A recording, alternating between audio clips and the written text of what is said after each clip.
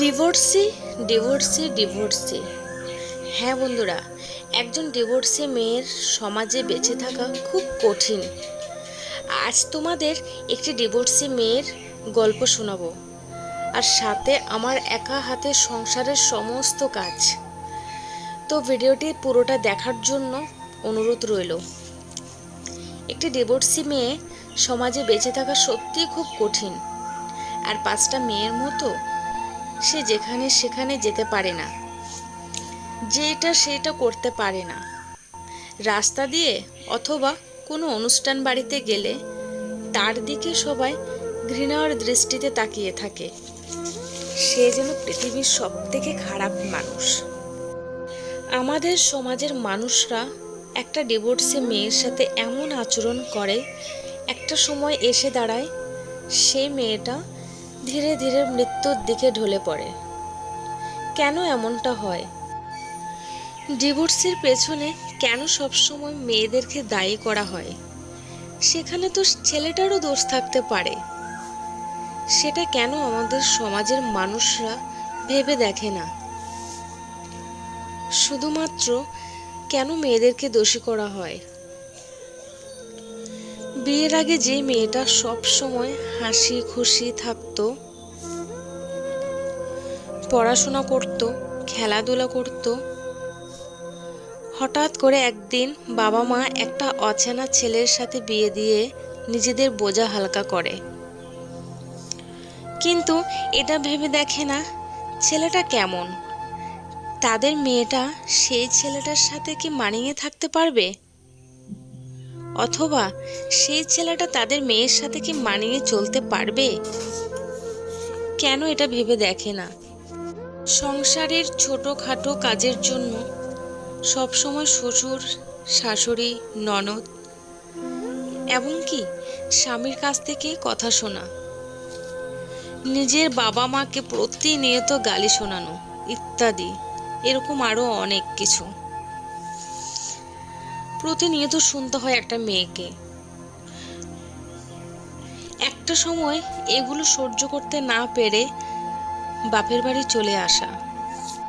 এখানে আমি একটা কথা বলতে চাই, শ্বশুর বাড়ির যে যেমন হোক না কেন, স্বামী যদি ভালো হয় বা সব সময় পাশে থাকে, সাপোর্ট করে, তাহলে সেই মেয়েটার বাপের বাড়ি আসার কোনো দরকার পড়ে না।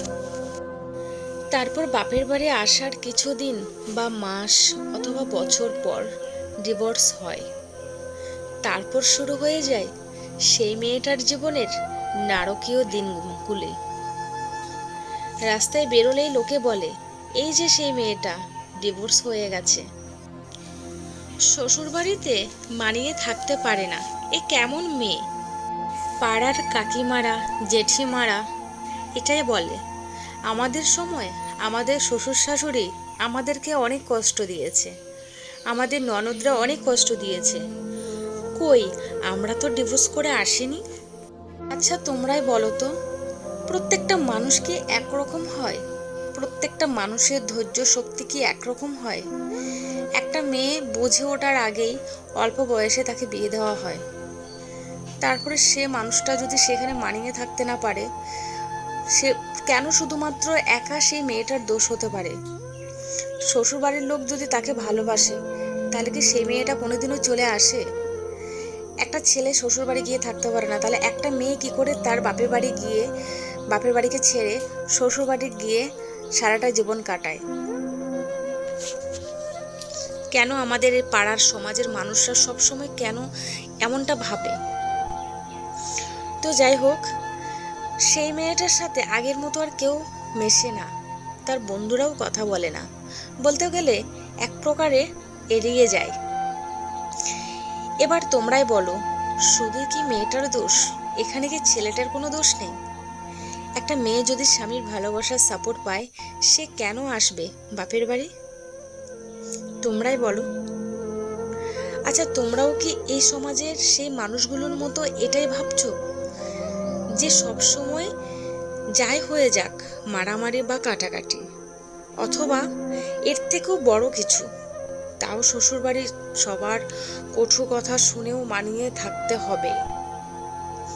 মেয়ে হলেও সে তো রক্তে মাংসে একজন মানুষ, তার মধ্যেও ধৈর্যর বাঁধ আছে। তোমাদের কি মতামত অবশ্যই কমেন্টে জানিও। তো শুভ সকাল বন্ধুরা, নদিয়া জেলার ছোট্ট একটি গ্রাম থেকে আমি পূজা দেবনাথ। তোমরা কে কোথায় থেকে আমার ভিডিওটা দেখছো অবশ্যই কিন্তু কমেন্টে জানিও। তো তোমরা সকলে কেমন আছো? আশা করছি সকলে ভালো আছো, সুস্থ আছো। নতুন আরেকটি ব্লগে তোমাদেরকে সাথে নিয়ে শুরু করলাম আজকের ভিডিওটি। তো আজকের ভিডিওটা শুরু করছি আমি এখন থেকে, প্লিজ তোমরা ভিডিওটা কন্টিনিউ দেখো, আর আশা করি তোমাদের একটু হলেও ভালো লাগবে। তো চলো ভিডিওটা দেখতে থাকো। কালকে রাতের বেলা ঝড় হয়েছিল, প্রচণ্ড ঝড়। কালকের ভোর 4টে থেকে আমাদের এইখানটায়। তো যে কারণে আমাদের এই বাড়িটা একদম মাঠের সাথে, আমি প্রত্যেকটা ভিডিওতে একটু একটু করে বলি মাঠের সাথে। তো সেই জন্য ঘরে পুরো ধুলো বালিতে ভরে গেছে। তো আর বাইরের অবস্থাটাও নিশ্চয় তোমরা ভিডিওতে দেখেছো। বাইরে যে আমাদের যে জামা কাপড়গুলো ভালো করে শুকায় না, তো বাইরে একটা দড়িতে রেখে দিই। তো সেই জামা কাপড়গুলো সারা উঠানে, মানে এমনকি রাস্তায় পর্যন্ত চলে গেছে। এত প্রচণ্ড পরিমাণে, এতটা মানে ঝড় হয়েছিল। তো সমস্ত জামা কাপড় নিয়ে এসে ধুয়ে দিয়েছি, পুরো উঠোনটা পরিষ্কার করেছি। জানোই তো ঝড় বৃষ্টি হলে উঠানের যা পরিস্থিতি হয়। তো পুরো ঘর বাড়ি পরিষ্কার করে গেলাম বাজারে। আর বাজার থেকে একটু মনার জন্য পরোটা নিয়ে এসেছি, আর কিছু সবজি, আর তার সাথে মাছ। আর ওই যে শর্ট ভিডিও বানানোর জন্য চিপস, ললিপপ, লাড্ডু এগুলো নিয়ে এসেছি। আমার মনারও খাওয়া হবে, প্লাস শর্ট ভিডিও বানানো হবে। তো সমস্ত কিছু গুছিয়ে নিয়ে আমি রান্নাটাও অলরেডি বসিয়ে দিয়েছি। আর আমার রান্নাটা প্রায় একদমই হয়ে গেছে বলতে গেলে, আমি আলুটাও সেদ্ধ হয়ে গেছে। আর আমি শুধু এখন ধনে পাতাটা দিয়ে তরকারিটা নামিয়ে নেব।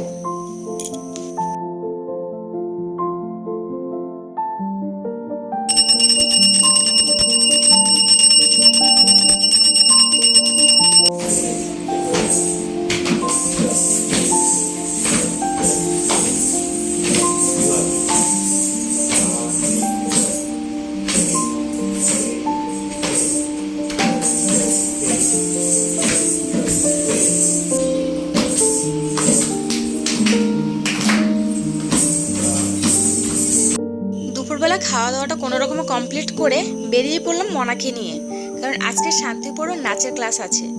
যেহেতু কালকে ঝড় বৃষ্টি হয়েছিল, তো কালকে রাতের থেকে এই অবধি কোনো কারেন্ট নেই। তো সেই জন্য ফোনে চার্জও ছিল না, তার জন্য দুপুরের পর থেকে আমি আর ভিডিওটা করতে পারিনি, কারণ ফোন একদম সুইচ অফ হয়ে গেছে। তো এখন আমরা যাচ্ছি বাড়িতে, নাচের ক্লাস শেষ করে বাড়িতে এসে মনার আমি একটু কিছু বানিয়ে খাবো। তো এখানে দেখো আমি টমেটো কুচি নিয়েছি, কাঁচা লঙ্কা কুচি, আর আমি অর্ধেক পেঁয়াজ ছিল, পেঁয়াজটা কুচি করে নিয়েছি, আর ধনেপাতাও কুচি করে নিয়েছি, শসাও নিয়েছি কুচি করে। সমস্ত উপকরণগুলো আমি আগে থাকতে গুছিয়ে রেখেছিলাম। তো এখানে একটুখানি আমি বিট নুন দিয়ে দেবো।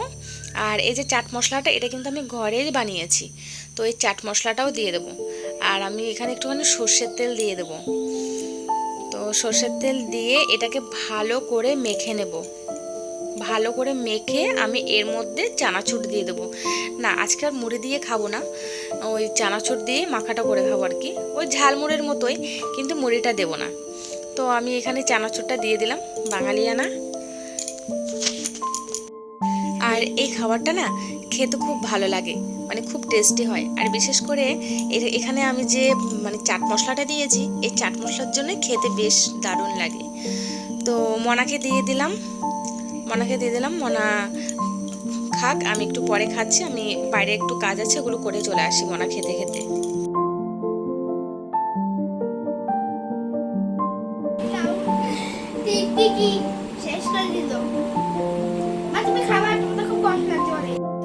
আমি বাইরে কাজগুলো করে এসে দেখি মনা এটা খাচ্ছে না। তো কি হয়েছে জিজ্ঞেস করলাম, বলছে মা ওই যে উপর থেকে টিকটিকি পড়েছে মাথার উপরে, আর ওখান থেকে পুরো মানে খাবারের উপরে পড়েছে। যাই হোক, ও খেতে পারলো না আর আমিও পারলাম না খেতে। তো এখন মনা পড়তে বসে গেছে, তো ও পড়াটা শেষ করবে, তারপরে খাওয়া দাওয়া করে একবারে ঘুমাবো। তো বন্ধুরা, ভিডিওটি যদি তোমাদের ভালো লাগে তাহলে প্লিজ আমার পাশে থেকো, আমার ছোট্ট পরিবারের সাথে থেকো, আর প্লিজ আমার চ্যানেলটাকে সাবস্ক্রাইব করে দিও, আর একটি লাইক একটি কমেন্ট অবশ্যই করো। যদি তোমাদের ভালো লাগে তো দেখা হবে নতুন আরেকটি ভিডিওতে। সকলকে টাটা।